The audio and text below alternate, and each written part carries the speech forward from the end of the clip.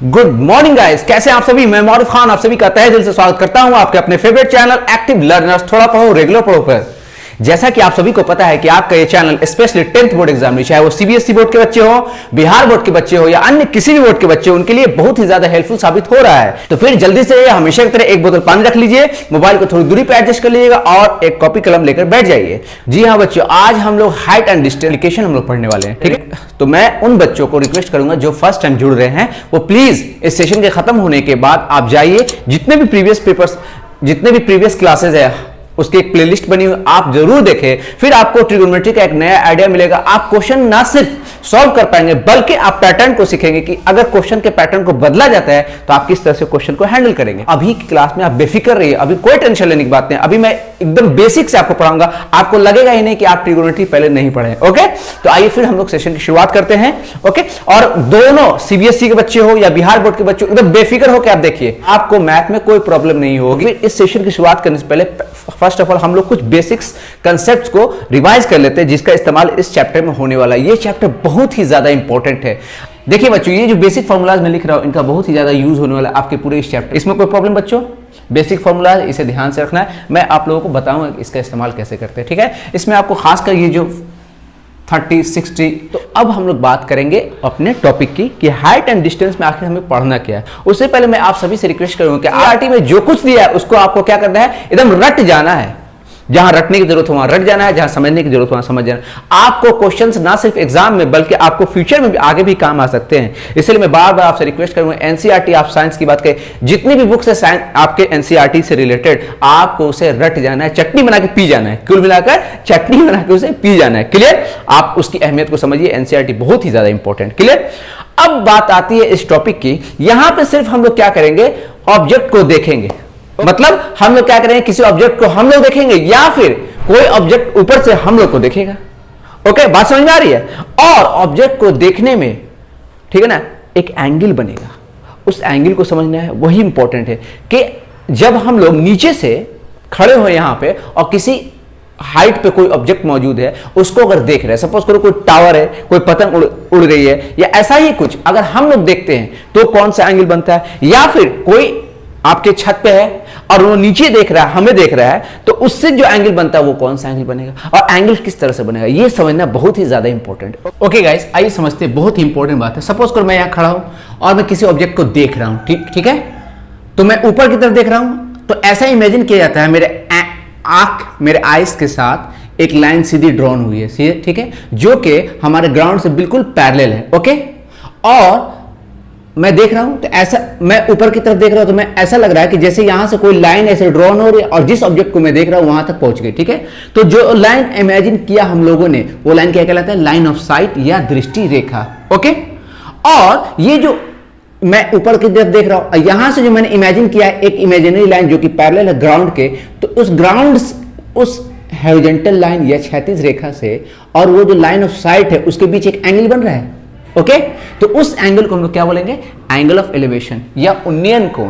कुल मिलाकर जब हम कोई चीज ऑब्जेक्ट को ऊपर जो मौजूद है उसको देखते हैं तो हम लोग क्या बनता है, कौन सा एंगल बनता है, उन्नयन कोण। क्लियर? जब हम लोग, ओके गाइस, यहां ध्यान से देखिए, ये कोई फ्लैट है, बिल्डिंग है, ठीक है, इसके बालकनी में कोई बच्चा खड़ा है और वो नीचे से जो कार वगैरह पास हो रही है उसको देख रहा है। ये बच्चा ऊपर से किसी ऑब्जेक्ट को देख रहा है नीचे की तरफ, तो हमारा एंगल के हम लोग कैसे देखते हैं, ऐसे देखते हैं ना।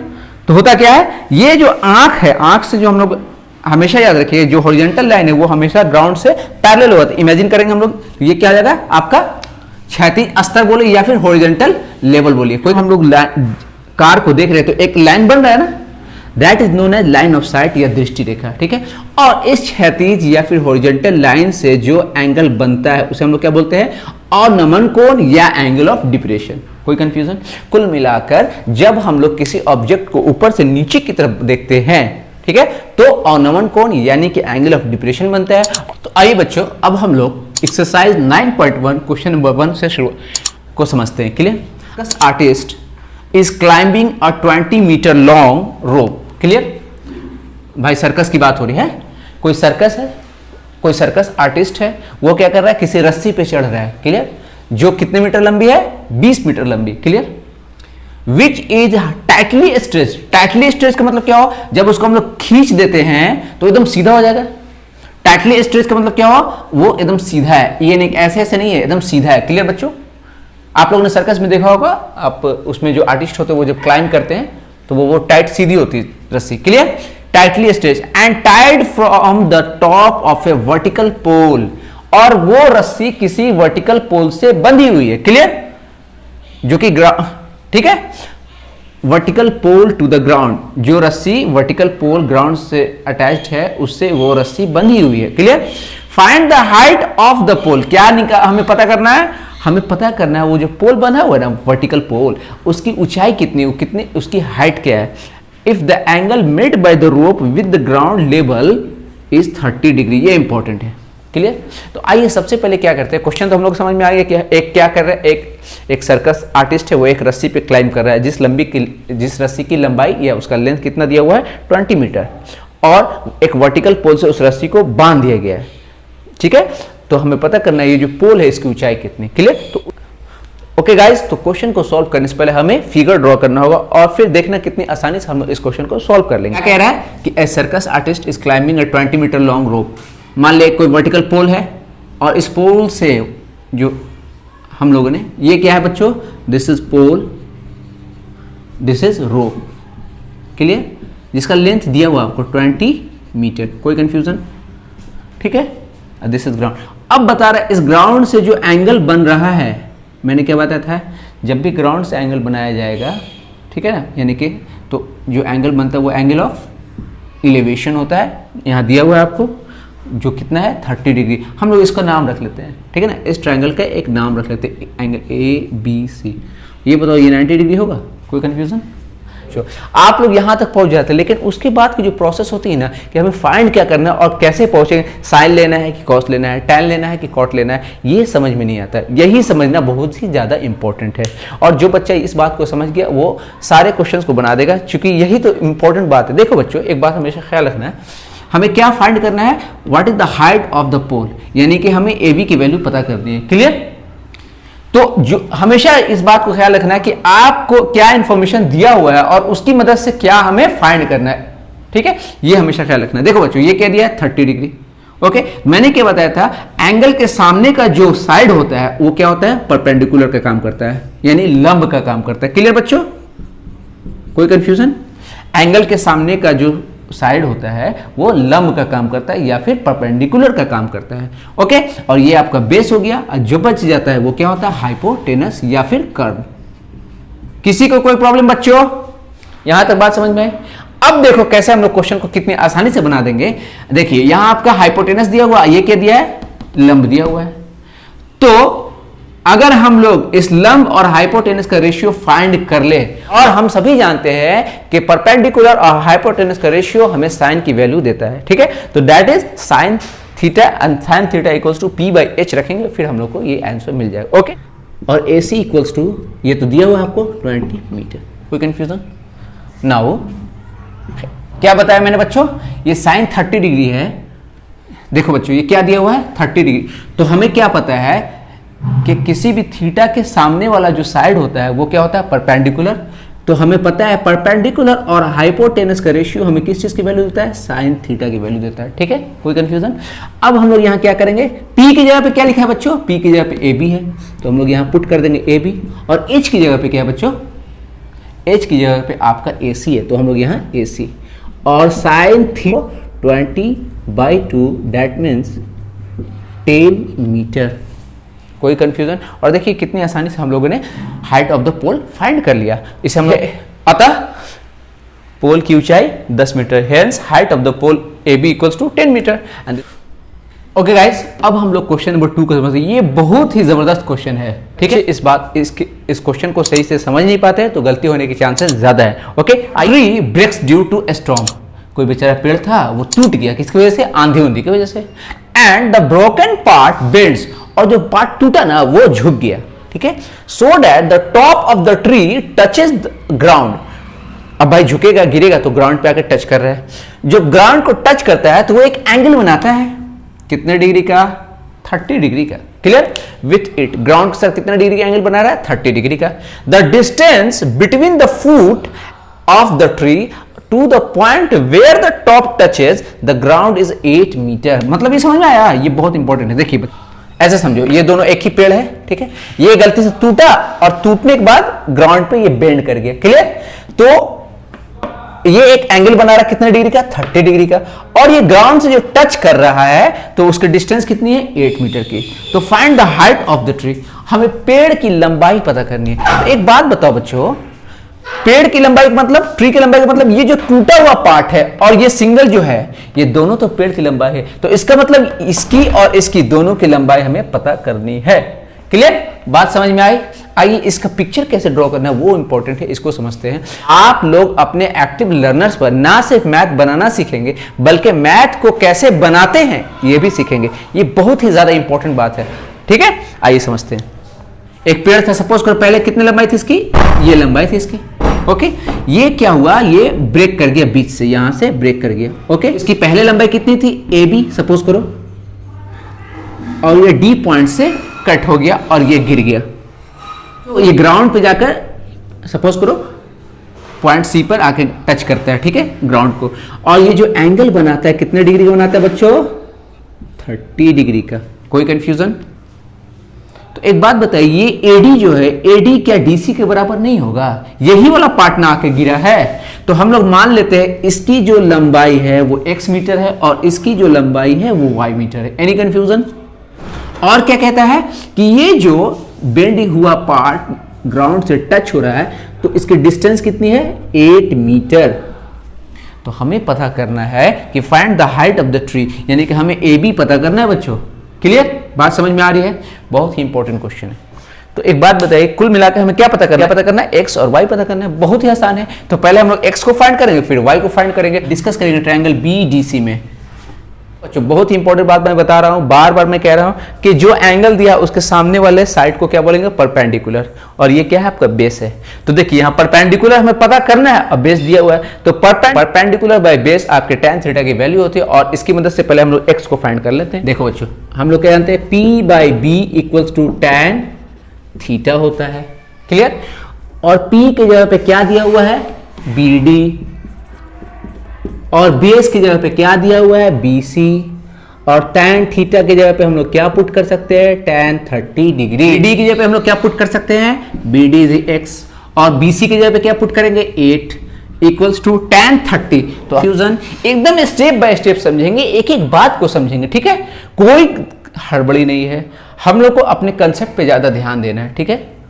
यहां तक कोई कंफ्यूजन? और मैंने बताया था कि जब भी और मैंने एक इंपॉर्टेंट बात बताई थी कि आपको जब भी नीचे √3 का फॉर्मेट दिखाई दे तो उसको आप कन्वर्ट कर दीजिए, रैशनलाइज कर दीजिए और उसको सिंपल फॉर्म में कन्वर्ट कर दीजिए। तो सिंपल फॉर्म में कन्वर्ट करने के लिए हम लोग क्या करेंगे बच्चों, ऊपर भी √3 से मल्टीप्लाई, नीचे भी √3 से मल्टीप्लाई करते हैं ना।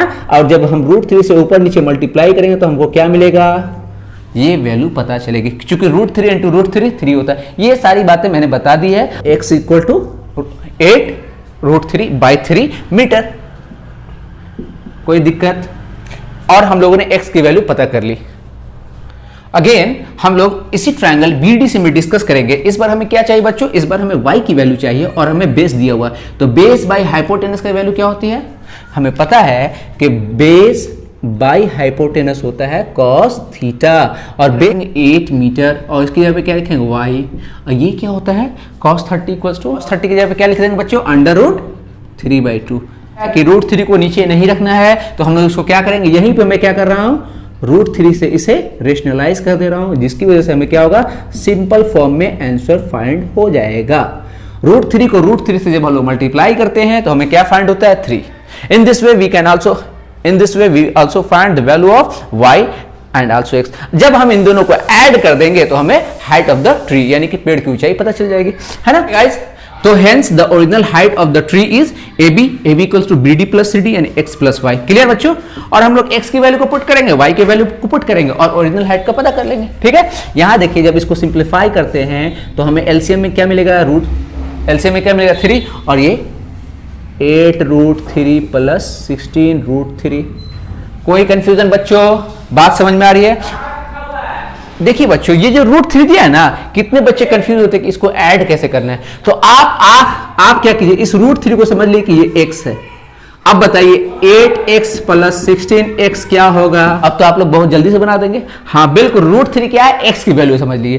तो आप √3/3 आप जब इसे कट करेंगे तो 8 टाइम्स में कटेगा। वैसे हम लोगों को ओरिजिनल हाइट ऑफ ट्री पता चल गई, तो हम यहाँ लिख सकते हैं this is answer, 8√3 is the original height of the tree. ठीक है ना। अब contractor plans to install 2 slides का मतलब 2 सीढ़ी बनाना चाह रहा है। ठीक है, या फिर नहीं होता है पार्क वगैरह में स्लिप करने के लिए बच्चों के लिए वो। ठीक है, for the children to play in a park. ठीक है ना, खेलने के लिए। For the children below the age of 5 years, जो बच्चे 5 साल से नीचे के हैं उनके लिए क्या कर रहा है? She prefers to have a slide whose top is at a height of 1.5 metre. ठीक है ना, जो बच्चे 5 साल से छोटे उनके लिए स्लाइड की हाइट क्या है बच्चों? 0.5 metre. Clear. And is inclined at an angle of 30 degree. और ये जो इंक्लाइनेशन है इसका, इंक्लाइंड कितने डिग्री पे है? वो अब हम लोग इसका एक नाम रख लेते हैं, ABC। यहां तक बात समझ में आई? तो next, whereas for elders, बड़े बच्चों के लिए she wants to have a step slide at a height of 3 metre. जो बड़े बच्चे हैं ना उनके लिए हाइट कितना रखा है इन्होंने? 3 मीटर का। और इसका जो इंक्लाइनेशन हो रहा है वो कितना हो रहा है? 60 डिग्री पे हो रहा है। सेम क्वेश्चन है, बहुत ही आसान क्वेश्चन है, सिर्फ और सिर्फ वर्ड जो इसके यूज किए गए हैं वो थोड़े से लेंदी है, थोड़े से लंबे हैं।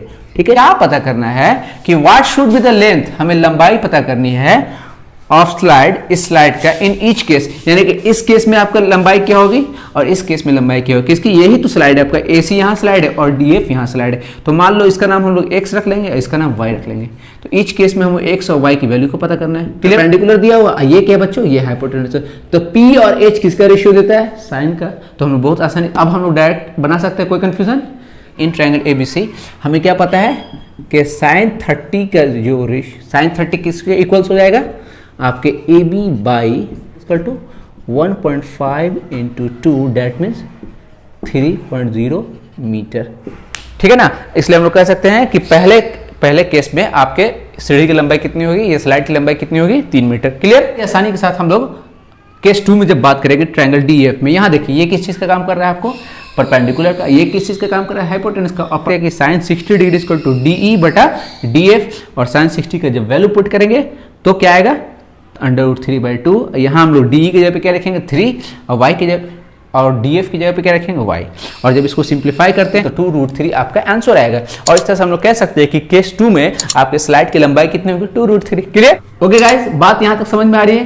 देख रहे कैसे हम लोग स्टेप बाय स्टेप एक एक क्वेश्चन को सीख रहे हैं। क्लियर। आइए बच्चों, क्वेश्चन नंबर 4 को अच्छी तरह से समझते हैं। क्या कहता है? The angle of elevation of the top of a tower, किसी top of the tower, suppose करो ये आपका कोई टावर है, ये जो एंगल ऑफ एलिवेशन बना रहा है, ठीक है ना, from a point on the ground पे which is 30 metre away from the foot of the tower. ये आपके टावर का फुट है, ये कितनी दूरी पे है? 30 मीटर की दूरी पे है, इज 30 डिग्री, और ये एंगल ऑफ एलिवेशन क्या है? 30 डिग्री। तो आपको पता करना है कि ये आपका हाइट ऑफ द टावर क्या है। सिंपल सा क्वेश्चन है। देखिए अब बताओ बच्चों, ये क्या है? आपका परपेंडिकुलर है, ये क्या है? आपका बेस है, यानी कि ये लंब है और ये आधार है, और लंब और आधार के रेशियो को क्या बोलते हैं? tan theta. के लिए तो हम लोग यहाँ लिफाई करते हैं तो क्या हो जाएगा? √3x = 30। In the same way x = 30/√3। मैंने हमेशा, और इस √3 को हम लोग, और बच्चों हम लोग जानते हैं कि इस √3 का हम लोग अब रेशनलाइजेशन कर देंगे, इसको सिंपलर फॉर्म में। In this way we get what is the value of x, that means 10√3 metre. और हम लिख सकते हैं अतः टावर की ऊंचाई कितनी हो जाएगी? आपके 10√3, या फिर we can say that the height of the tower is 10√3। कोई कंफ्यूजन? और बच्चों सेशन पसंद आता है तो आपको लाइक भी करना है, शेयर भी करना है, और हाँ, जिन बच्चों ने सब्सक्राइब नहीं किया वो प्लीज सब्सक्राइब कर ले और बेल आइकन को जरूर से दबा लीजिएगा। 5 को समझते हैं। ओके, ये कहता है कि a kite is flying at a height of 60 metre. Clear बच्चों? कोई पतंग है, उड़ रही है, ठीक है, above the ground. The string attached to the kite is temporarily tied to a point on the ground. ठीक है ना। अभी क्या किया है? जो धागा इसमें लगा होता है उसको हम लोगों ने क्या किया? बांध दिया है ग्राउंड से। द ग्राउंड इज 60 डिग्री, जो कि एंगल कितना डिग्री बना रहा है? वेरी गुड, 60 डिग्री का। कोई कंफ्यूजन? तो कहता है कि find the length of the string, आपको इसकी लंबाई पता करनी इस स्ट्रिंग की, assuming that there is no slack. Slack का मतलब क्या होता है? टेढ़ापन। बताता हूं मैं। स्लैक इन द स्ट्रिंग, जैसे हम लोग पतंग जो उड़ाते हैं, आपने केयर किया होगा, धागा तो ऐसे उड़ता है ना, सीधा थोड़ी होता है, लेकिन हम यहाँ क्या इमेजिन कर रहे हैं कि ये जो धागा है आपका, मांझा भी कह सकते हो, ये एकदम सीधा है, इसमें कोई स्लैक नहीं है। क्लियर? तो आइए इस क्वेश्चन को सॉल्व करते हैं। हमें क्या पता करना है? इसकी हाइट पता करनी है। तो सपोज करो ये x है और ये a है आपका, ये b है और ये c ले लेता हूँ। इसको हम लोगों ने एक ट्रायंगल मान लिया ए बी सी और हमें x की वैल्यू फाइंड करनी है। ये सपोज कीजिए कि x मीटर है। क्लियर बच्चों? कहते हैं कि sine 60 degree equals to A B upon A C. कोई कंफ्यूजन? और यहाँ this is √3/2, this is A B की वैल्यू क्या रखेंगे हम लोग यहाँ पे 60 एंड दिस इज x। कोई कंफ्यूजन बच्चों? इसकी वैल्यू क्या हो जाएगी 60 × 2 अपॉन √3। और अभी हम लोगों ने क्या सीखा है कि √3 को अकेले नहीं छोड़ना है, इसका रेशनलाइजेशन कर देना है। ठीक है बच्चों? इसी क्वेश्चन को मैं यहाँ सॉल्व कर दे रहा हूँ। What is the length? क्या पूछ रहा है आपसे? Length of the string. तो हम लोग लिख सकते हैं अतः स्ट्रिंग की लंबाई कितनी हो जाएगी 40 √3। That means the length of the string is 40 √3। Clear बच्चों? This is your answer. जो इस चैप्टर में सबसे इंपॉर्टेंट बात क्या है, आपको वैल्यूज याद होनी चाहिए, बेसिक कंसेप्ट याद होने चाहिए। उसके लिए आप क्या करें कि इस सेशन के खत्म होने के बाद जब भी आपको टाइम मिल रहा है आप एक रूटीन बना लीजिए। और ठीक है, रूटीन के लिए आप हमारा फर्स्ट वीडियो जरूर देखिएगा जिसमें मैंने 3 स्टेप स्टडी प्लान के बारे में बताया। उसके बाद आपको किसी रूटीन की जरूरत नहीं पड़ेगी, आप समझ जाएंगे कि हमें पढ़ना कैसे। क्लियर बच्चों? ठीक, यहां तक किसी को कोई प्रॉब्लम? तो आज के लिए इतना ही रहने देते हैं। हम लोग मिलते हैं कल। हम लोग थोड़ा थोड़ा पढ़ेंगे, रेगुलर पढ़ेंगे, क्योंकि ये सब बहुत कंसेप्चुअल क्वेश्चंस होते हैं, तो हमें थोड़ा थोड़ा समझना है, समझ समझ के पढ़ना है। ठीक है बच्चों? तो फिर मिलते हैं कल आपके अपने चैनल एक्टिव लर्नर्स थोड़ा पढ़ो रेगुलर पढ़ो पे। तब तक के लिए अपना ख्याल रखिए, खूब दिल लगा के